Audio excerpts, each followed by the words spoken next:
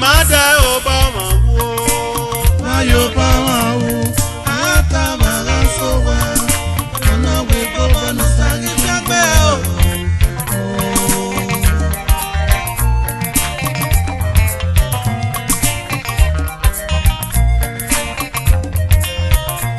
Wagimada Obama wo Ayo Obama wo Ata Bagasowa Ona we go banu sagi jagbe o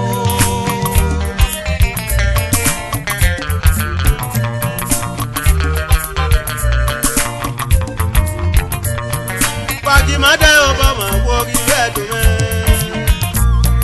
Wagimada Obama wo gibedo nuza mo wala da emina yo Obama wo no gya kabara so wa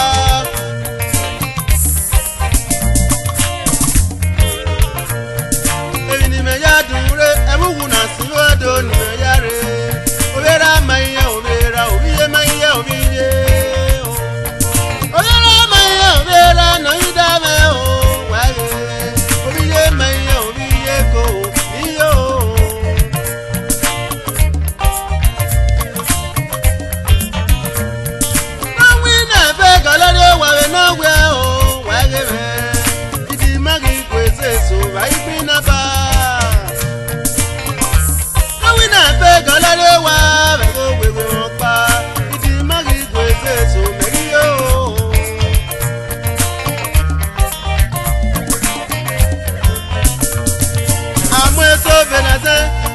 Beno dinako agaya cheza begodu ni medio amweso benopo amweso beno henekele agaya cheza begodu no idame o wagina benu no idame o memagi he no wina perio wane o wageme o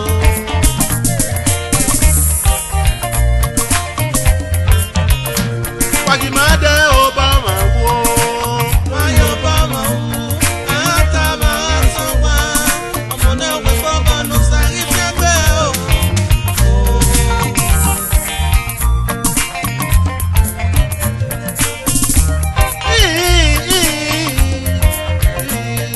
Agume biegbe megere o wage o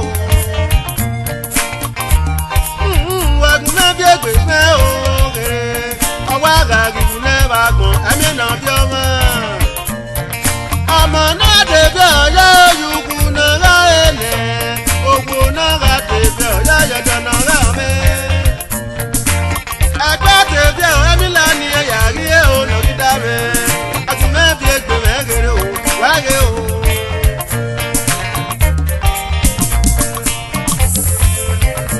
Wagimada Obama wo Ayo Obama wo Ata Bagasowa Ona we go banu sagi jagbe o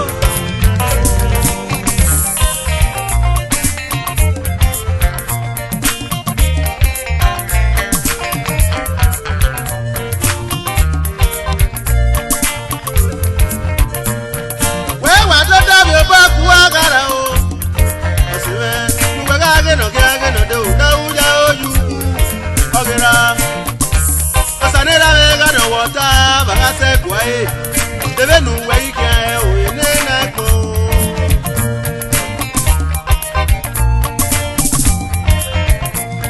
wani wa do da bi ba ku agara o da me o me ege na ga ya se kwa isa me nera me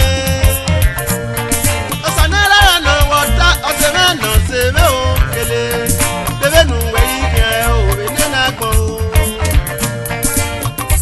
Wegega oseme o mama uwo wanu wega yo turi o ebuku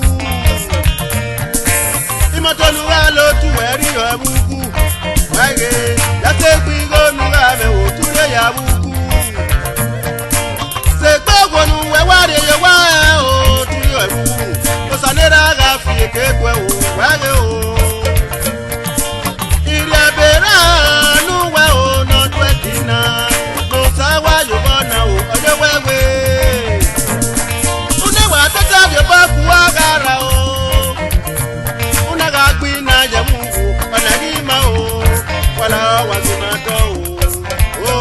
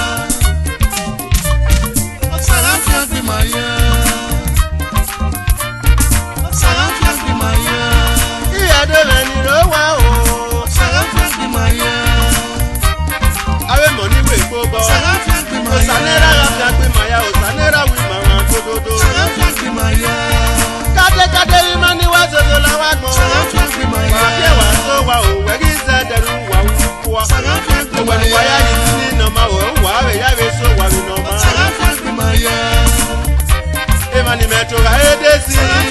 Nene ni metia o. Avene na o bewu. Waka gbe moto o. Wayi kagbe obe. Ugbaso amoto bugun ni awa emi biya. Ade supe asupe na o. Otutu eri sue atuwe. Wayi so amara kwa o. To amu wayo mo ware. Nena ma mo wuwe o. Wagime. Iwe rude bogi. Nyamere na de papa no gigede ni esa. Ye se de beba o. Iya ize de roro abiga yi. Why baby obe? Agbagbe hotel.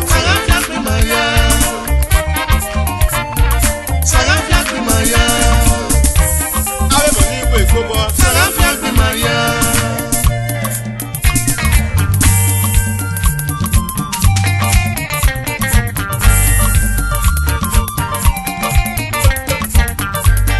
Meda de mo ni we gobo.